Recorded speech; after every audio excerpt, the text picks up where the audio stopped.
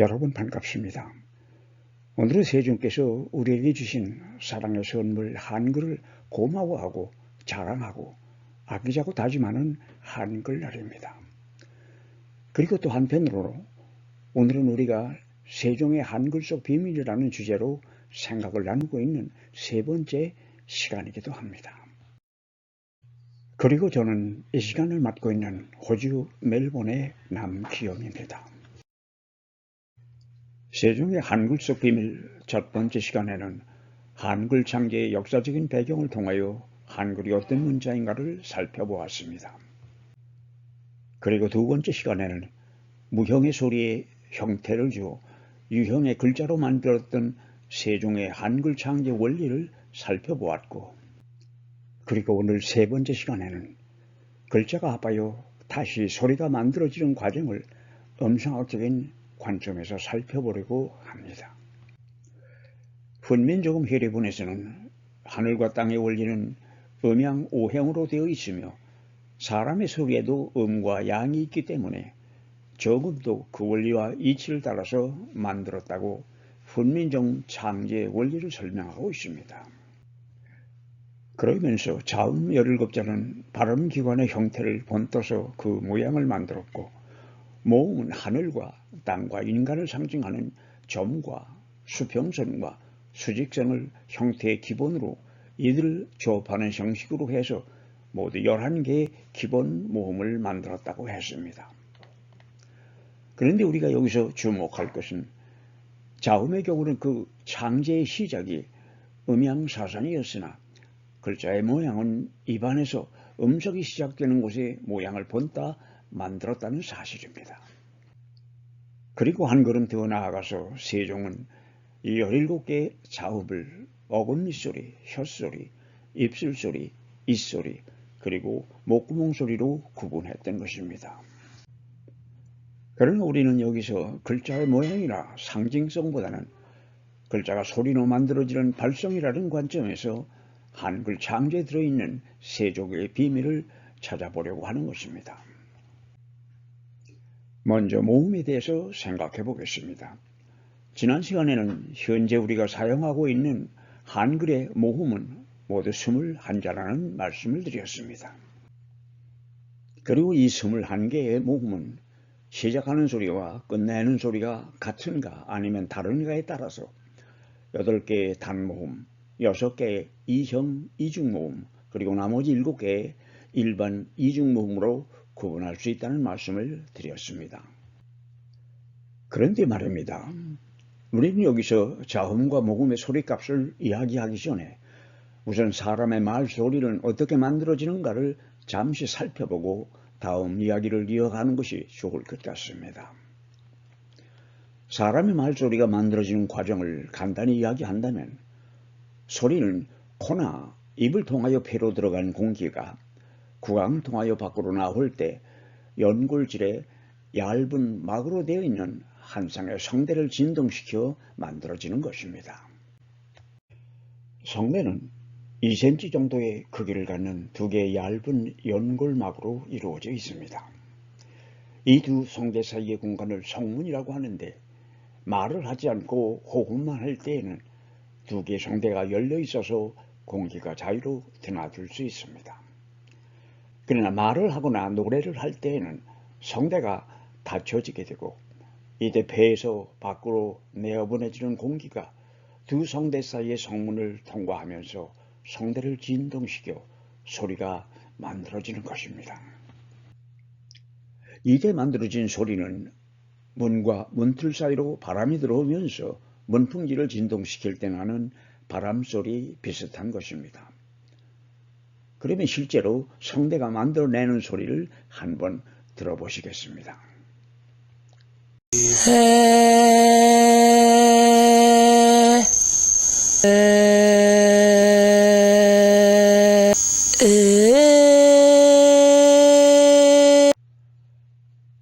조금 전에 우리가 들었던 것처럼 이 성대가 만들어내는 소리는 한글 모음 21개 어느 글자의 소리와도 같지 않은 그저 단순한 소리입니다.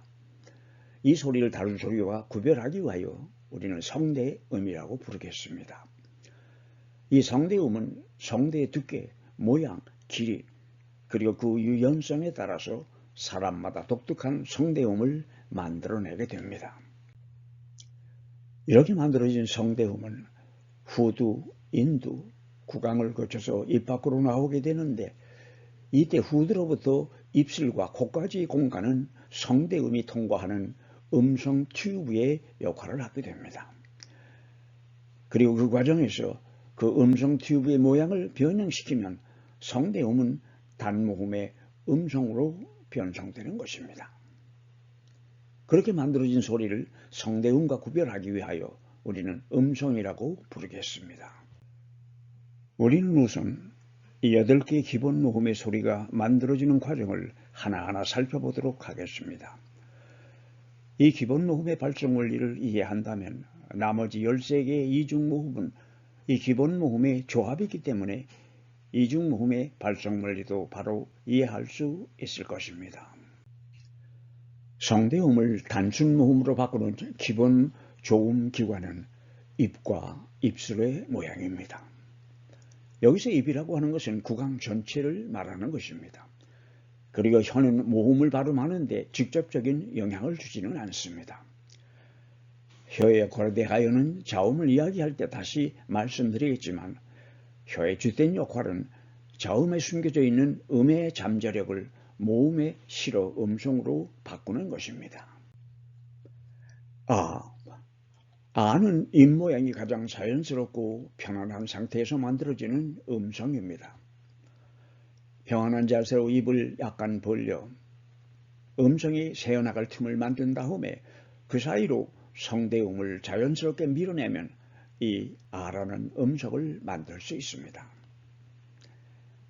아는 또한 탄식할 때 자연스럽게 나오는 음성의 기본이기도 합니다. 이때 혀는 힘을 빼고 아래 이 안쪽 밑부분에 자리하게 됩니다. 어는 아를 발음한 입 모양에서 턱을 밑으로 약간 떨어뜨린 다음에 앞으로 내밀면서 성대음을 밖으로 밀어내면 어를 발음할 수가 있습니다. 이때 입술은 자연스럽게 조금 오므리게 될 것입니다. 오는 어를 발음한 입 모양에서 입술을 동그랗게 만들고 성대음을 밀어낼 때 만들어지는 음성입니다.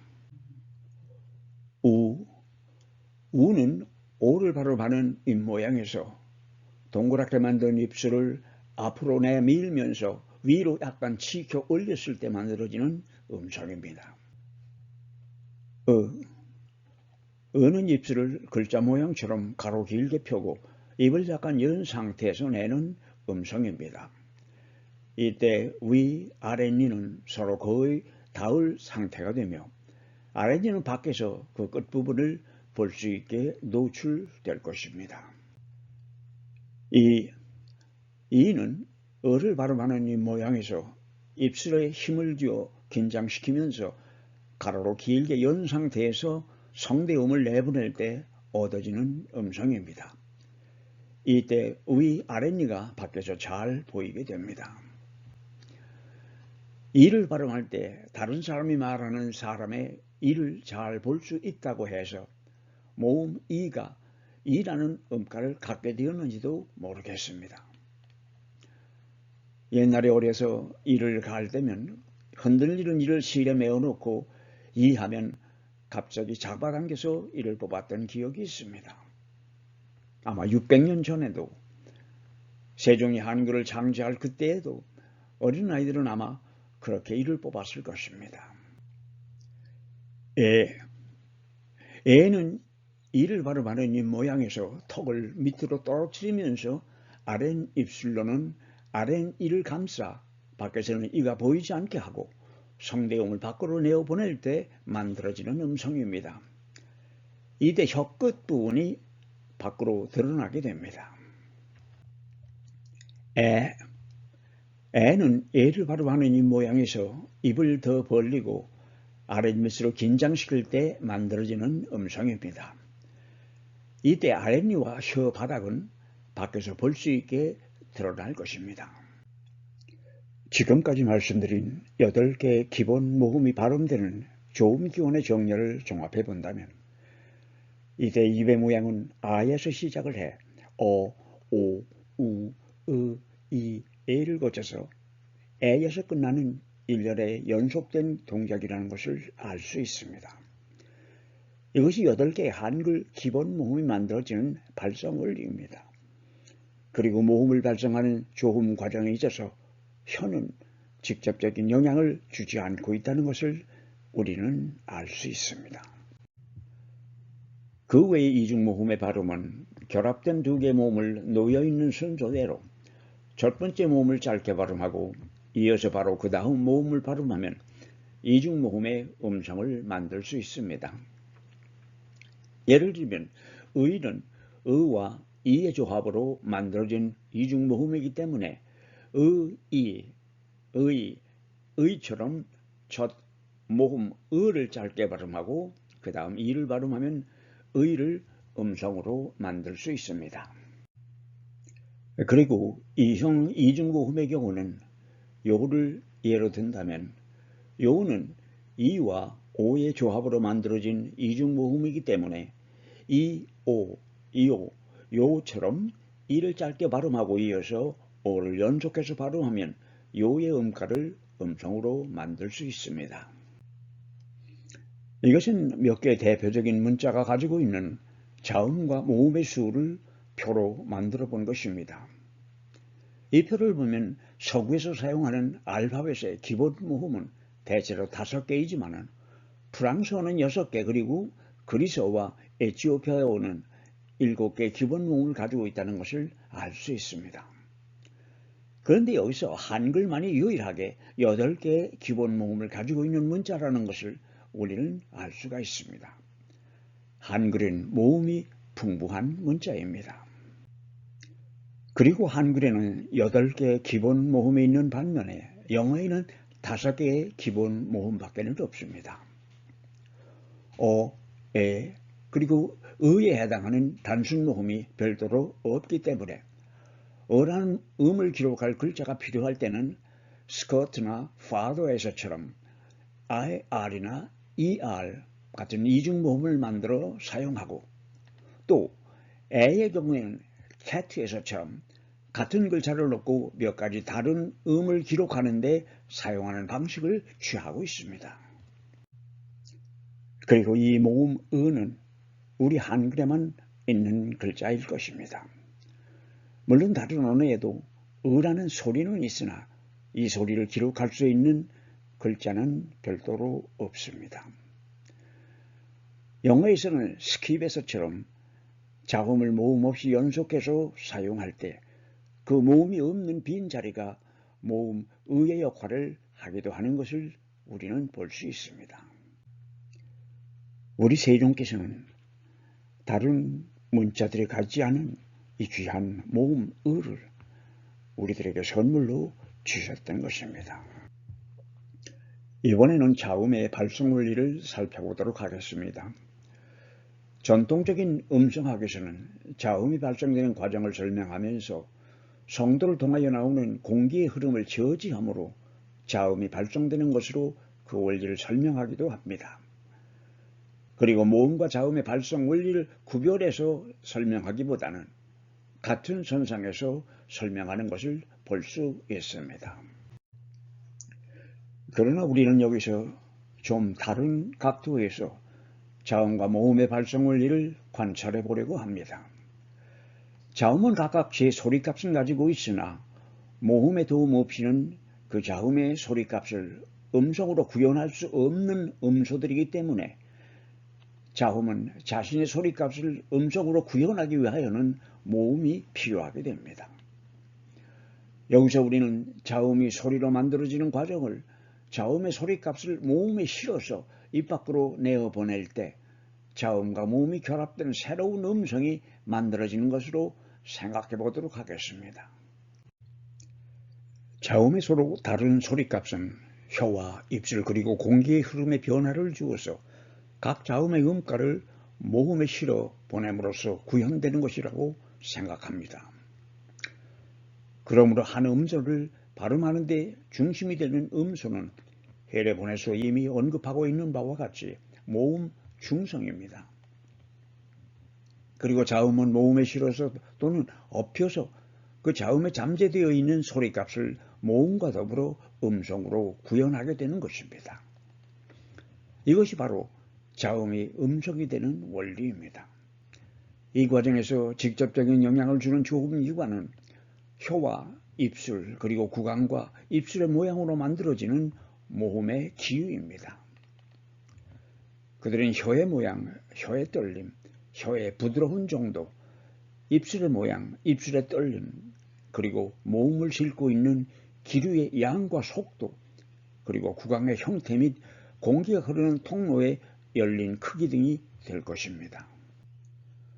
훈민정음 해례본에서는 입속에서 소리가 시작되는 곳을 따라 자음을 어금니 소리, 혀소리, 입술소리, 입소리, 그리고 목구멍 소리 이렇게 5가지로 구분을 했습니다. 이와 같은 자음의 분리는 후에 다시 설명을 드리겠지만 음성학적으로 볼 때에도 대단히 과학적인 접근 방법이었던 것을 우리는 알 수가 있습니다. 세종은 같은 계통의 다른 자음을 만드는 원리로 기역은 기역에 비하여 소리가 세게 나므로 획을 더한다는 원칙을 세우고 이 원칙에 따라 다른 자음들을 만들었다고 했습니다. 이것은 글자의 시각적인 이미지와 청각적인 상상력을 연결시키는 놀라운 창의력이었습니다. 이것을 다른 말로 한다면 기역의 음가를 알게 되면 기역의 음가는 미루어 짐작할 수 있도록 창조된 것이라는 이야기입니다. 좀 오래된 이야기입니다. 전에 내가 호주 사람들에게 한글을 가르쳐줄 일이 있었습니다. 기역이라는 자음이 아라는 모음과 결합을 하면 가라는 음절이 만들어지는 원리를 설명해 주었습니다. 그리고는 기역이라는 자음이 있는데 이 자음이 같은 아라는 모음과 합하면 가라는 음절이 만들어진다는 설명도 해 주었습니다. 그리고는 이어서 디귿이라는 자음과 같은 아라는 모음이 합하면 다라는 음절을 만드는데 그렇다면 타라는 자음과 아라는 모음이 결합할 경우 어떤 소리가 만들어질 것으로 생각하느냐고 한글을 배우러 온 사람들에게 물어보았던 일이 있었습니다. 그랬더니 말입니다. 한 학생이 타라고 정확하게 읽는 것이었습니다. 나는 그때 정말로 놀라지 않을 수가 없었습니다. 그래서 전에 한글이나 한국말을 배운 일이 있느냐고 물어보았더니 그날이 한글을 대하는 첫날이라고 했습니다. 그래서 내가 다시 그렇다면 어떻게 이 글자가 타라고 발음되는 줄 알았느냐고 했더니 가가 카가 되는 원리를 이해한다면 다가 타가 되는 것을 안다는 것은 자연스러운 일이 아니겠느냐면서 오히려 나에게 반문을 하는 것이었습니다. 나는 그 소리를 듣는 순간 가슴이 뭉클했습니다. 나로서는 참으로 놀라운 발견을 대하는 순간이었습니다. 그때 나는 한글이 얼마나 귀중한 우리의 보배인가를 다시 한번 깨닫게 되었습니다. 한글은 그런 문자입니다. 그리고 그 사건은 자연과학 분야에서 일하는 나 같은 사람이 진심으로 한글을 사랑하고 그 속에 담겨져 있는 비밀을 찾아 나서게 만들었던 것입니다. 영어뿐만 아니라 세계의 많은 언어들이 사용하고 있는 알파벳을 보면 같은 계통의 소리값을 가진 G와 K, L과 R, 그리고 F와 P 같은 글자 사이에 어떤 모양의 유사성도 찾아볼 수가 없습니다. 말하자면 영어에서 G와 K는 음성학적으로 같은 연국의 음이고 L과 R은 같은 치경음, 그리고 F와 V는 같은 순치음으로 분류되는 글자들입니다. 그러나 우리는 이들 사이에서 어떤 형태적인 유사성도 찾아볼 수가 없습니다. 오히려 알파벳에는 획을 하나씩 더 붙여서 만든 것 같은 비슷한 모양의 글자들이 있습니다. 예를 들면 소문자 N과 M, 대문자 P와 R, 그리고 대문자 F와 E 같은 글자들입니다. 그런데 말입니다. 소문자 M은 N을 두 개 겹쳐서 쓰고 놓은 것 같은 답을 N과 같다는 생각이 들지 않으십니까? 그렇지만 소문자 N은 치경음이고 소문자 M은 양순음입니다. 그리고 또 대문자 P는 양순음이고 대문자 P에 획을 하나 더해 붙인 것 같은 대문자 R은 치경음입니다. 그리고 우리가 아는 것처럼 대문자 F는 자음이고 그 밑에 가로획을 하나 더 붙인 것 같은 대문자 E는 모음 아닙니까? 모양은 획을 첨가한 것 같지만 서로 영 다른 소리값을 가지고 있는 글자들입니다. 그러면 다시 자음 이야기로 돌아가 보겠습니다. 자음 시옷과 모음 오를 결합해서 소라는 음절이 만들어지는 원리를 생각해 보도록 하겠습니다. 우리는 소라는 음절이 만들어지는 과정을 설명할 때 흔히 시옷이라는 자음에 오라는 모음을 붙여서 소라는 음절 글자를 만든다고 설명합니다. 이는 음절 내에서 조성과 중성이 놓이는 시각적인 위치 때문에 그런 표현이 사용되었을 것으로 짐작됩니다. 그러나 오라는 모음이 시옷이라는 자음의 음가를 실어 입 밖으로 내어보낼 때 소가 발성되는 것이라고 본다면 실제 상황에 더 가까운 표현이 되지 않을까 하는 생각을 하게 됩니다. 그리고 그렇게 하려면 모음 오를 발음할 때 입모양을 그대로 유지하면서 혀를 입천장과 은니 사이에 대지 말고 약간 떨어진 상태에서 그 사이로 모음 오를 흘려보낸다면 그때 우리는 소라는 음절을 발음할 수 있습니다. 이때 공기의 흐름은 정지된 상태에 있다가 오라는 모음을 빠르고 강하게 밀어내는 것이 됩니다. 이 과정을 다른 말로 한다면 시옷이라는 자음의 음가를 만들 수 있는 조음기관을 정렬시켜 놓고 오라는 모음을 밀어내면 소라는 음절의 음성이 만들어지게 된다고 설명할 수 있을 것입니다. 다른 모음이 시옷과 조합할 경우는 오 대신에 다른 모음을 불어내면 그 모음과 시옷이 결합한 음절의 음성을 만들 수 있게 되는 원리입니다. 자음의 음가를 모음에 실어보내려면 조음기관은 각 자음의 음가를 구현할 수 있도록 정렬되어야 합니다. 그리고 이를 조음정렬이라고 부르겠습니다. 그러면 각 자음의 음가를 모음에 실어보내는 조음정렬을 세 종이 구분했던 5개의 그룹으로 나누어서 살펴보도록 하겠습니다. 기역은 혀뿌리를 지켜 올려 입천장과의 사이를 좁게 만든 다음에 그 사이로 모음을 불어보내면 모음의 기역의 음가를 실어보낼 수 있을 것입니다. 쌍기역은 기역에 강한 소리이기 때문에 기역을 발음한 조음 정렬에서 모음 소리가 입천장 뒷부분을 순간적으로 치면서 나올 때 만들어지는 음성입니다. 기역은 기역을 발음할 때와 같은 조음 정렬에서 모음의 소리가 목에 걸린 이질 물질을 제거할 때와 같이 순간적으로 강한 모음을 내보낼 때 만들어지는 음성입니다. 이를 종합한다면 어금니 소리를 발성하는 기본 조음 정렬은 혀뿌리를 위로 치켜 올려 입천장에 대고 있다가 약간 떼면서 그 좁은 사이로 모음을 불어낼 때 만들어지는 음성입니다. 이때 모음의 기류가 보통이면 기역, 탁하면 키역, 맑고 순간적이면 쌍기역이 만들어질 것입니다. 니은은 혀끝에서 약간 안쪽 부분을 위, 앞니, 잇몸에 대고 있다가 떼면서 그 사이로 모음을 밀어낼 때 만들어지는 음성입니다. 디귿은 니은을 발성할 때와 같으나 혀끝 부분을 위, 앞니, 뿌리 가까운 입천장에 힘을 쥐어 대고 있다가 모음을 발음하면서 혀를 떼어 공기가 통과할 수 있는 공간을 만들어주면 그때 모음은 디귿의 음가를 모음에 실을 수 있습니다. 이때 모음 기류의 흐름은 니은의 경우보다 탁하고 구강은 공명현상을 일으키게 됩니다.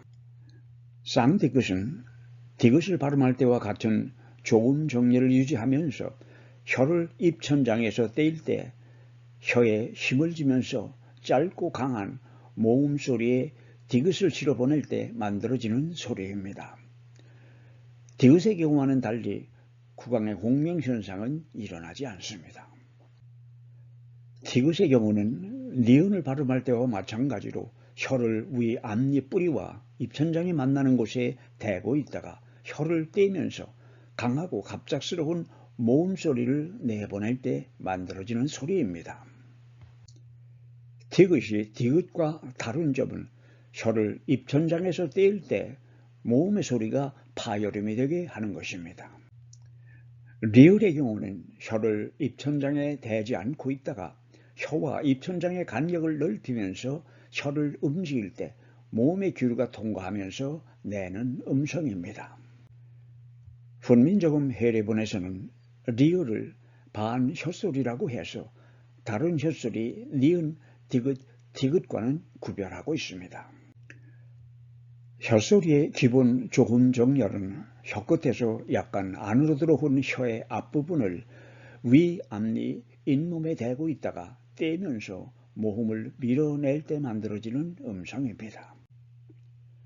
이때 모음의 음성 기류가 보통이면 니은, 강하면 디귿, 짧고 강하면 쌍디귿, 그리고 탁하면 티읕이 발음됩니다. 같은 혀소리이지만 리을의 경우는 혀끝을 입천장에 대지 않는다는 것과 모음이 발음되는 동안 혀가 움직인다는 것이 다른 혀소리와 구별되는 점일 것입니다. 미음은 두 입술이 닫힌 상태에 있다가 열면서 해당 모음을 발음하는 것입니다. 비읍은 미음의 경우와 조음 정렬이 대동소이하나 다른 점은 입술에 약간 힘을 준 상태에서 입술을 급하게 열면서 빠르고 강렬한 모음의 기류를 밀어낼 때 만들어지는 소리입니다. 이때 입술의 진동이 동반됩니다. 쌍비읍은 비읍을 발음할 때와 조음 정렬이 같으나 입술에 힘을 주어 굳게 닫고 있다가 갑작스럽게 열면서 모음의 기류를 그 사이로 내어보낼 때 만들어지는 음성입니다. 피읍은 입술을 자연스럽게 닫고 있다가 갑자기 강한 모음 소리를 내보낼 때 만들어지는 소리입니다. 입술 소리의 기본 조음 정렬은 위 아랫입술을 붙인 상태에 있다가 열면서 해당 모음을 발음하는 것입니다. 이때 모음의 강약과 파열의 정도에 따라 서로 다른 입술 소리가 만들어지게 됩니다. 시옷은 혀를 입천장과 운니 사이에 붙이지는 말고 약간 띄어서 그 사이를 모음의 기류가 통과하면서 마찰음을 실어 보낼 때 만들어지는 음성입니다. 쌍시옷은 시옷을 발음할 때와 같은 조음 정렬을 유지하면서 혀에 힘을 준 상태로 입천장에서 떼면서 강하고 짧은 모음의 기류를 그 사이로 내어보낼 때 만들어지는 마찰음입니다. 지읒의 경우는 시옷의 경우와 같은 혀의 위치를 그대로 유지한 상태에서 혀에 힘을 주어 모음의 기류가 시옷의 경우처럼 자유롭게 흐르게 두지 않고 저지할 때 만들어지는 음성입니다. 쌍지읒은 지읒을 발음할 때와 같은 조음 정렬에서 혀를 넓게 펴고 힘을 준 상태에서 모음의 기류를 강하고 짧게 끊어서 내보낼 때 만들어지는 음성입니다. 치읓은 시옷의 경우와 같은 조음 정렬을 유지하면서 모음의 흐름을 아주 강하게 하여 날카로운 마찰음이 나게 할 때 만들어지는 음성입니다. 이 소리의 기본 조음 정렬은 혀를 입천장과 운니 사이에 붙이지는 않고 조금 뗀 좁은 틈을 만들어서 그 사이를 통과하는 모음의 자음을 실어보내는 것입니다. 이때 마찰음이 발생하며 모음 기류의 강약, 장단, 그리고 순간성에 따라 서로 다른 이 소리가 만들어지게 됩니다. 이음은 초성으로서는 음가가 없는 자음이기 때문에 싣고 나갈 초성음이 없는 것이나 마찬가지입니다. 그래서 모음의 음가가 그대로 이음을 초성으로 하는 음절의 음성이 됩니다. 시읒은 이음과 같은 목구멍 소리이지만 자음을 싣지 않은 모음의 소리가 목구멍에서 공명 현상이 일어나도록 유도할 때 만들어지는 음성입니다. 다음은 이어서 종성의 발성 과정을 살펴보도록 하겠습니다. 종성이 조음에 기여하는 역할이나 과정은 초성의 경우와는 반대되는 조음의 동작 수순을 갖게 된다는 것입니다. 기역을 초성으로 하는 가와 같은 기역을 종성으로 하는 박을 예로 들어보겠습니다. 기역이 초성으로 쓰일 때는 앞에서 설명한 바와 같이 혀풀이를 치켜 올려 음성이 통과하는 통로의 크기를 줄이고 있다가 열면서 모음 아의 기류를 그 사이로 내보내는 것입니다. 그러나 이 종성으로 사용된 박의 경우는 혀뿌리를 입천장에 다시 붙이면서 음절을 마무리하게 됩니다. 여기서 우리가 주의해야 할 것은 자음이 종성으로 사용될 때는 혀가 초성으로 사용될 때와는 반대로 혀뿌리를 입천장에 붙이는 것으로 음절의 발음이 마무리된다는 것입니다. 예를 하나 더 들어보겠습니다. 바보는 비읍이 두 음절에서 모두 초성으로 사용된 경우입니다.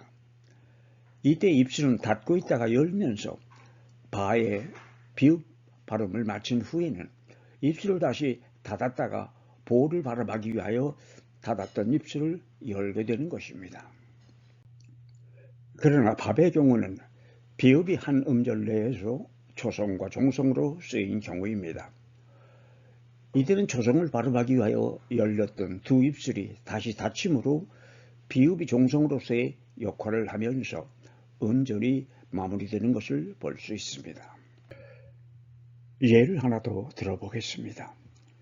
니은이 초성으로 사용될 경우에는 나처럼 앞니뿌리에 대고 있던 혀끝을 떼면서 자음을 발음하게 되지만 산처럼 니은이 종성으로 사용될 때는 떼었던 혀를 앞니뿌리에 붙임으로 산이라는 음절의 발음이 종결되는 것을 볼 수 있습니다.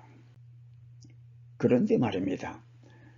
나는 한글 공부하면서 이런 생각을 했습니다. 우리가 집에서 놀던 녀석을 할아버지 댁에 심부름을 보내려면 얼굴이라도 씻기고 옷이라도 갈아입히는 것처럼 우리 한글을 세계 무대에 내놓으려면 그에 걸맞는 준비가 필요하지 않을까 하는 생각을 했습니다. 한글을 소개할 때 등장하는 설명으로 한글은 자음 14자와 모음 10자 이렇게 모두 24자로 구성되어 있는 표음 문자라고 합니다. 여기서 기본 자음이 14자라고 하는 것은 수긍이 가겠으나 모음이 10자라고 하는 논리는 아주 미약합니다. 왜냐하면 우리 한글은 8개 기본 모음을 가지고 있으며 여기서 파생된 이중 모음을 모두 합한다면 전체 모음의 수는 21개가 되기 때문입니다. 그래서 우리 한글을 소개할 때면 자음 14자와 모음 8자 그렇게 해서 모두 22자라고 하는 것이 옳을 것입니다. 여러분, 긴 시간 동안 같이 해주셔서 감사합니다. 제가 한글이나 언어학을 전공한 사람이 아니고 자연과학 분야에서 일하던 사람이어서 드린 말씀이 학계의 정설과는 다른 것도 있을 수 있을 것입니다. 그러나 좋은 의견 있으신 분들은 댓글로 남겨주시면 고맙겠습니다. 여러분, 감사합니다.